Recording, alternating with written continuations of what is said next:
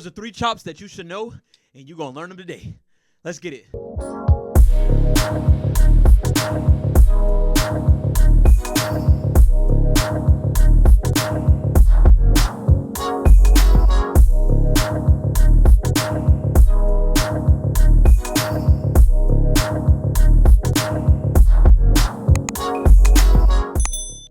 Any drummer can instantly turn their boring, repetitive drum solos into awesome, fun, exciting to watch drum solos just by having a couple cool chops to add to their tool bag. So in this video, I'm gonna give y'all 3 awesome chops that you can use in your next drum solo. Now these chops might sound a little bit complex when you hear them, but any skill level can use these chops and apply them to make their drum solos sound next level. These are 3 generic licks that you probably have heard before, but you never could quite figure out how to play them. So I'm gonna give them to you today, but remember, please use them as your base because that is what's gonna help you build a good foundation of vocabulary and creativity around the kit. You're gonna be the best at the ones you apply yourself to the most. In fact, I've coached complete beginners on advanced drum fills, and you'd have thought that they were pros by the way they played their drum solos. For those of you who are new to the School of Chops channel, my name is Zyck and I'm a professional full-time musician. I get paid to play festivals, weddings, private events, dance clubs, concerts, you name it, I've done it. And if you want me to personally help you speed up the process of you becoming the best drummer you can possibly be, then hit the link in my description to find out how we can work together one-on-one. Now, let's get to these 3 chops. All right, y'all, let's get into the very first chop of this video. It is very simple and it's very generic. You have definitely heard this before, but when it's played really, really fast, you probably wasn't able to catch on to it and grasp it. But now I'm getting ready to tell it to you. That's why I'm here. I'm gonna help y'all out. So the first chop is very, very simple. It's right, left, left kick. Y'all have heard this a million times. Right, left, left kick, but your orchestration has been off. So I'm gonna just do it on the snare drum first to show you how it goes. Check this out.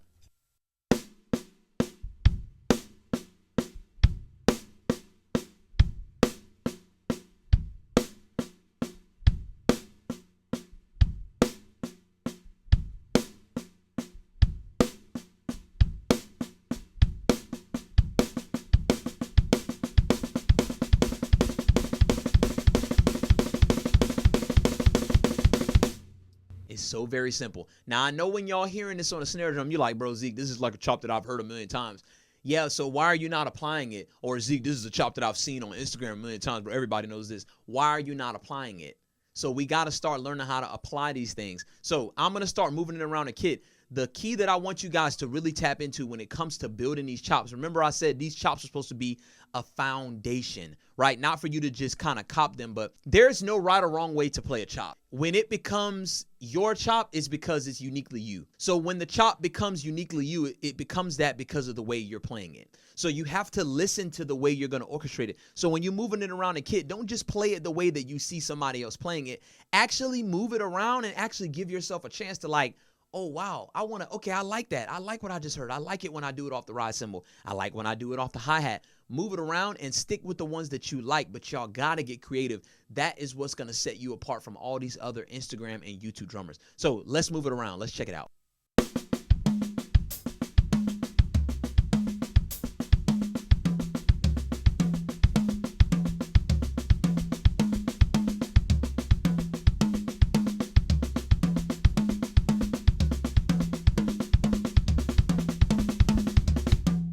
So I like that. I like that. Doom, doom, doom, doom, doom, doom, doom, doom. That's vocabulary right there. Now I'm playing this generic chop, baseline chop that a lot of people know, but I'm turning into something I like because it has a voice now. I like that. Doom, doom, doom, doom. That was killing. So let me see how I can incorporate that. If I'm in a drum solo, I would incorporate that. That is vocabulary, okay? Ladies and gentlemen, this is how you start to actually internalize a chop when you're playing it the way you like it. It was just that fast. Check it out.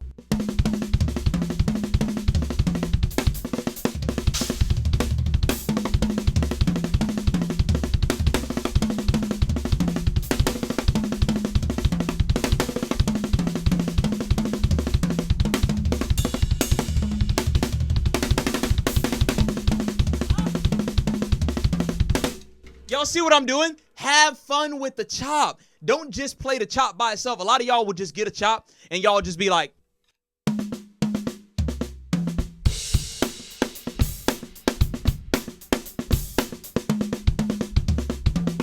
No, we don't do that. That's not how you actually internalize a chop and how you use it, right? I was incorporating a bunch of other stuff.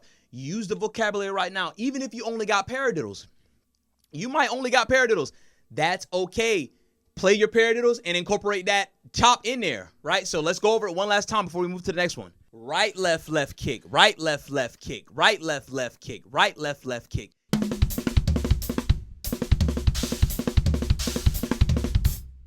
Let's see if we can find another one right quick, okay? Check this out.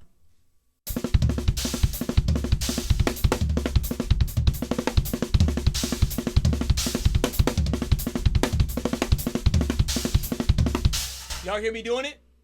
This is where I'm doing it. Check this out. This is where I'm doing it.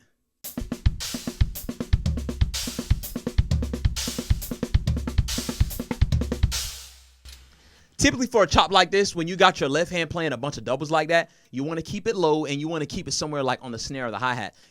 Now look, that's my flavor. If you want to do the left hand, the left hand doubles on like the tom, that's up to you. But I'm just encouraging y'all to move this chop around and really try different things with it. Because even though it's a baseline chop, the way you use it and the way you intertwine it with what you already have is where the sauce truly comes in. Okay? Right, left kick, right, left kick. Practice it just like how you saw me practicing it.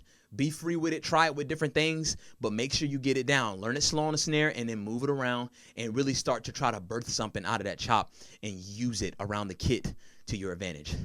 Let's get to chop number 2. All right, y'all. The second chop that you must know is the Flam kick, left-right kick. That is a crazy one that people play all the time. It's a generic baseline chop that you need to know, but it's very, very simple. And if you move it around, it will sound really awesome. I'm going to play it on the snare drum first for y'all to kind of get an idea of how it sounds, and then we'll talk about moving it around and how you go about that. Check this out.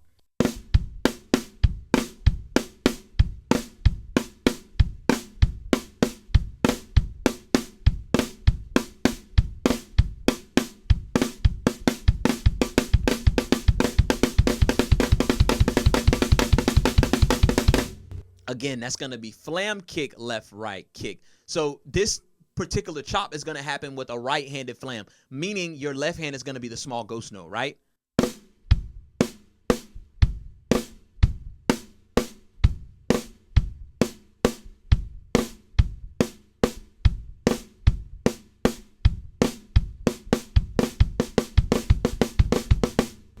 It's a chop in 5. So if you want to count it, it's just 1, 2, 3, 4, 5. 1, 2, 3, 4, 5. Okay, if y'all wanted to do it that way. But again, don't get too caught up in like, what subdivision is it in, or what is it, a triplet bass? Like, that's how we're gonna steer us away from being able to just play it creatively. I want y'all to use y'all's ears. It is good to know this stuff, and it's good to jump on that stuff. I see some people in my videos like, oh, Zyck, well, what subdivision are you doing it in?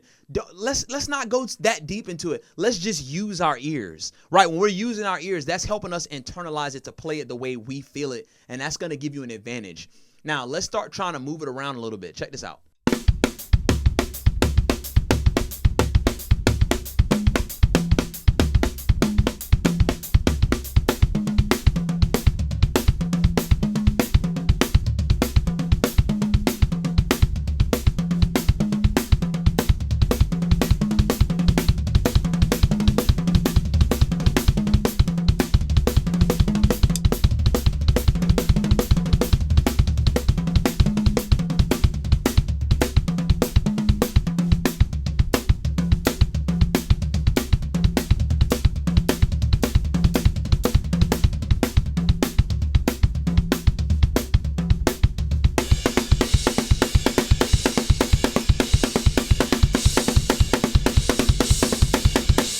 See, I might have saw I switched it around that time. The second time I did it, left-hand flam. But that's the type of experimentation I want y'all to do with this chop. So the one that I did in the intro and the one that I just did is a really cool one. So let's do that one slow again for y'all. Again, remember, flam, kick, left, right, kick.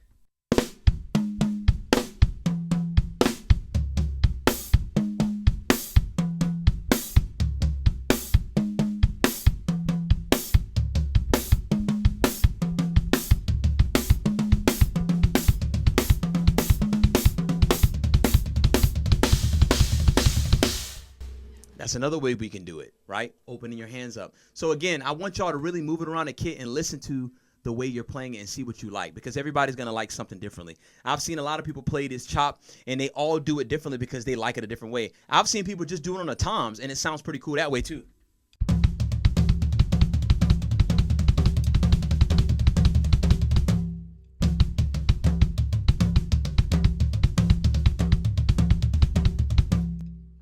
So I'm demonstrating it slow and then playing it kind of fast and moving it around, but I want y'all to make sure you're practicing this slow. Really listen to your orchestration and find out where you like it. Like, ooh, I really like it there, because it's so many different things you can do with this chop. Put one hand here, put one hand there, and just listen. So when it comes to orchestrating this chop, it's very, very important that you're moving it around and you're really taking your time to listen to what's going on, right? When we're doing this chop and we're moving around, we just want to make sure that we're listening. Maybe put one hand on the tom right here and listen. Ooh, I like that. Put one hand on the ride. Ooh, I don't like that. Put one hand on your stack if you have a stack. Put both hands on the snare and then move it to the floor tom. Like, that's the creativity that you're going to need. This is a baseline chop. A lot of people have played this chop before. Yes, it's a baseline chop. But what you have to remember is the way you orchestrate it is what makes it unique. So that's what I try to tell people. Y'all see a chop on Instagram and you just take it and you just play it and say, oh, I don't like it, it's not cool. Well, you didn't move it. You didn't make it you. You didn't make it unique to yourself. That's why you don't like it, right? Because a lot of these drummers, they are playing some of the same similar licks, but it's all about how they're infusing it in the licks that they already know, and it's all about how they're orchestrating it around the kit. Orchestration is a huge thing. So when y'all playing these chops, just make sure you take the time to stop and move it around and listen to see what you like. All right. And I promise you, your creativity will grow and your overall vocabulary will grow, because your body will be used to just trying new things. Okay. So with that being said, let's go ahead to the third chop. The third and final chop of this video. This was kind of interesting. It's triplet based and it's going to sound pretty much like this. Left, right, left, right, left, right, left, right, left, right, left, right. And on the last right, you're going to hit the kick drum with it. So I'm going to play it on the snare drum first, just like I did the other ones, and kind of demonstrate to y'all how this is going to go. Check me out.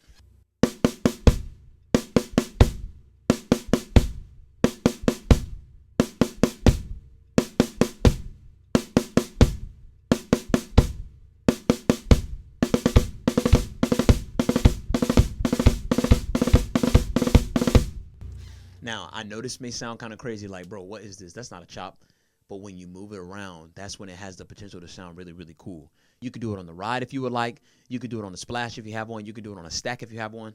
You can even do it on a hi-hat if you want to, and it sounds pretty cool. But this is one of those like subtle licks that a lot of people do use, and they have different variations of it, but it's something that's very, very simple and that anybody can play, but you just got to work on your orchestration and application. If y'all haven't noticed yet, this video is not really about the chops. It's all about the amount of time you're going to take to put into the application and the orchestration of these chops. That's what makes it cool. You are the one that makes it sound cool. Left, right, left kick on a piece of paper is not cool, but it's all about how you uniquely put it around the kit to make it you, and that's what it's about. So I hope that y'all learned a great lesson in this video. It ain't about the chops. You know what I mean? It's about who's orchestrating them and what your level of creativity can do. And the beautiful thing is we all play drums, but we're all different people. So if you can take what you've learned in your background in drums and apply these chops to it and move it around the way you feel, it is going to be something nice. It is going to be something killing every single time, I promise you. So let's just move this around a little bit and check it out.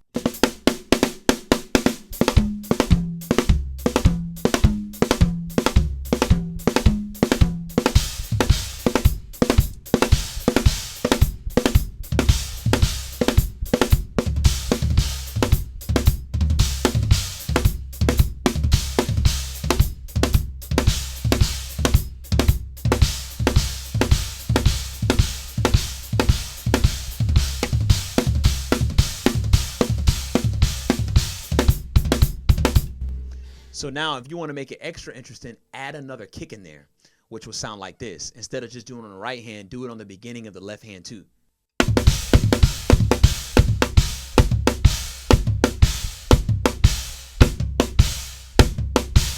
So if you play a kick with that first left hand, it'll sound like that. So that makes it sound just a little bit bigger and a little bit more interesting.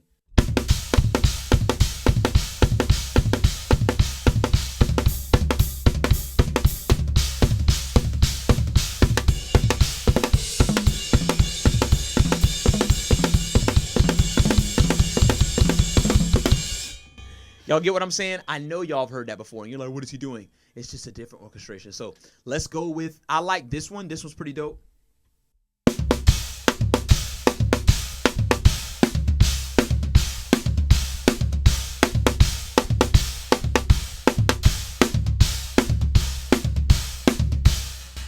Let's say you want to do a crossover. Let's throw a crossover in there.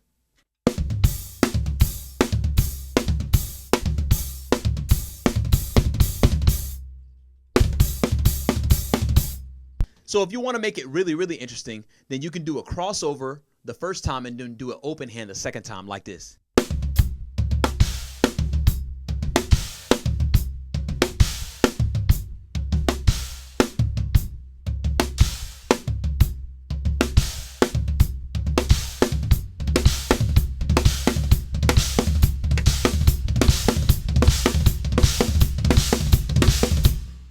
So some of y'all might ask me after you see me play that, like I just did, yo, Z, can you break it down, man? Show me when does the right hand hit the snare and when does the left hand hit the hi-hat and when does the other hand hit the... Like, bro, no, we can't get too deep into it like that because I've already given you the bare bone breaking down sticking. For you to just do it the exact same way I'm doing it is defeating the purpose.